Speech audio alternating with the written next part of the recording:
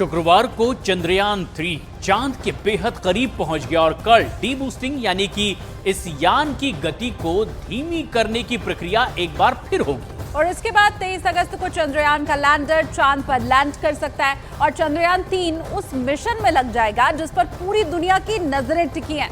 और इस पूरी प्रक्रिया में आखिर होगा क्या, हमारी इस खास रिपोर्ट के जरिए देखिए और समझिए।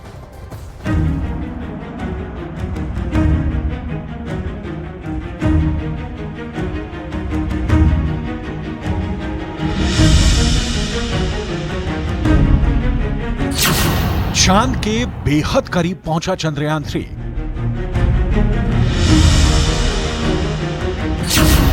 चंद्रयान 3 के लिए अगले कुछ घंटे बेहद अहम।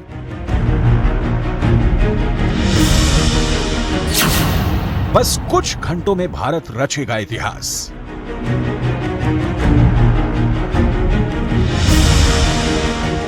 इसरो ने शुक्रवार को चंद्रयान 3 के लैंडर को चंद्रमा के बेहद करीब भेज दिया।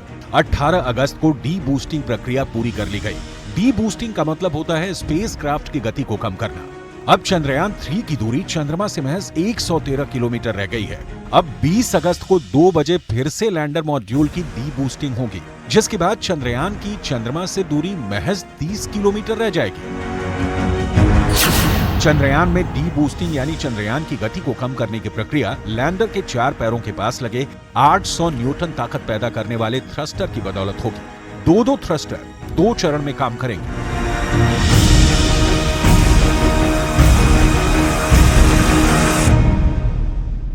इसके बाद विक्रम लैंडर की चंद्रमा से न्यूनतम दूरी 30 किलोमीटर और अधिकतम दूरी 100 किलोमीटर रह जाएगी और धीरे धीरे ये दूरी कम होगी। 23 अगस्त को 5:47 पर सबसे कम दूरी में विक्रम लैंडर सॉफ्ट लैंडिंग की कोशिश करेगा। चंद्रमा से 30 किलोमीटर की दूरी रहने पर चंद्रयान 3 की लैंडिंग की प्रक्रिया शुरू होगी। लैंडिंग के दौरान लैंडर की रफ्तार 1680 मीटर प्रति सेकंड से 2 मीटर प्रति सेकंड पर लानी है। अभी अगर उसकी अनुमानित करें तो लगभग 10 किलोमीटर पर सेकंड की रफ्तार से है, जिसको सॉफ्ट लैंडिंग के दौरान रिड्यूस करके 1.68 किलोमीटर प्रति सेकंड की रफ्तार से कम कर दिया जाएगा और तभी एक सॉफ्ट लैंडिंग हो पाएगी। 22 दिन के सफर के बाद चंद्रयान 5 अगस्त को शाम करीब 7:15 पर चंद्रमा की कक्षा में पहुंचा था। तब उसकी स्पीड कम की गई थी ताकि चंद्रयान को चंद्रमा की ग्रेविटी में प्रवेश कराया जा सके। चंद्रयान ने जब पहली बार चंद्रमा की कक्षा में प्रवेश किया तो उसकी दूरी चांद से 164 किलोमीटर थी। तब चंद्रयान ने चांद की सतह की तस्वीरें भेजी थी। इसरो ने अपनी वेबसाइट पर इसका एक वीडियो भी शेयर किया था। मिशन की जानकारी देते हुए इसरो ने चंद्रयान के भेजे संदेश को भी साझा किया, जिसमें चंद्रयान ने बताया कि मैं चंद्रयान 3 हूं, मुझे चांद का गुरुत्वाकर्षण महसूस हो रहा है।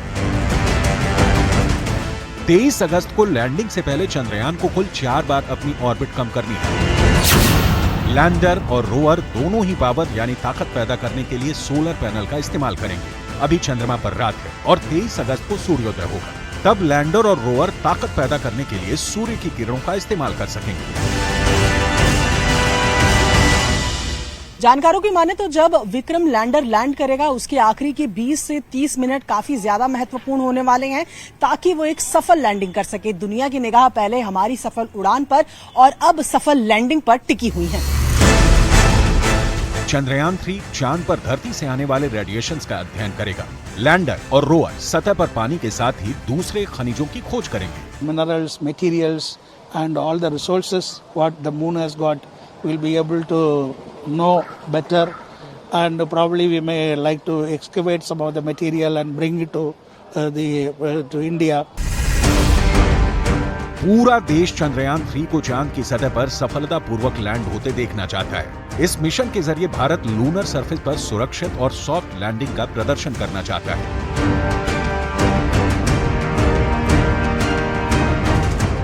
अगर चंद्रयान 3 चंद्रमा की सतह पर सफलतापूर्वक लैंडिंग कर लेता है तो भारत ऐसा करने वाला चौथा देश बन जाएगा।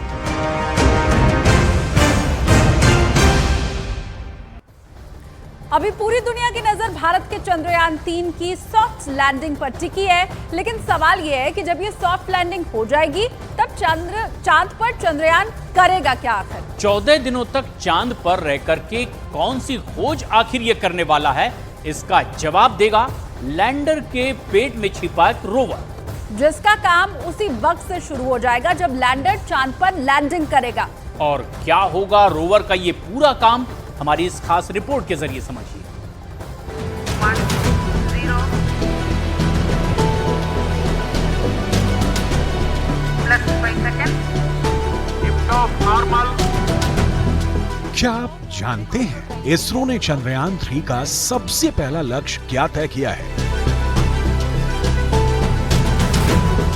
सबसे पहला टारगेट है चंद्रयान का चंद्रमा की सतह पर सॉफ्ट लैंडिंग। सॉफ्ट लैंडिंग का मतलब है चंद्रयान के विक्रम लैंडर का चांद की धरती पर सुरक्षित उतरना।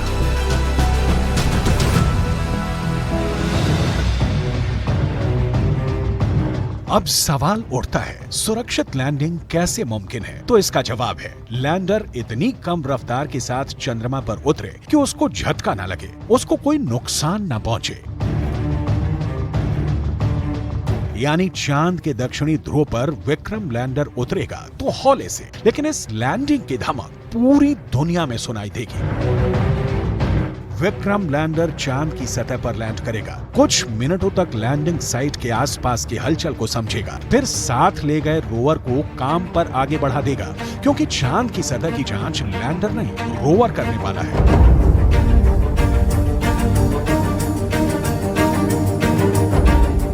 लैंडर के अंदर ही रोवर होता है। रोवर लैंडर के चंद्रमा पर सफल लैंडिंग के बाद बाहर निकलता है। लैंडर से बाहर आने के बाद रोवर चंद्रमा की सतह पर शोध करने को तैयार हो जाता है। इसरो ने चंद्रयान 3 के रोवर का नाम प्रज्ञान रखा है। चंद्रयान 2 के रोवर का नाम भी प्रज्ञान था।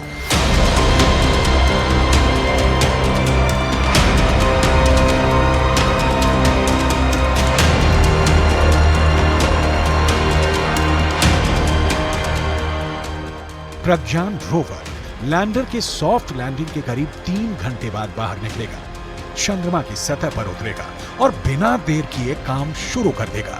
रोवर चंद्रमा से जुड़ी वैज्ञानिक गतिविधियों को अंजाम देने वाला है। वहीं विक्रम लैंडर चांद के उस हिस्से में खड़ा रहेगा जहां सूरज की किरणें पहुंचेंगी। रोवर और लैंडर लगातार 14 दिनों तक चांद की पड़ताल करेंगे।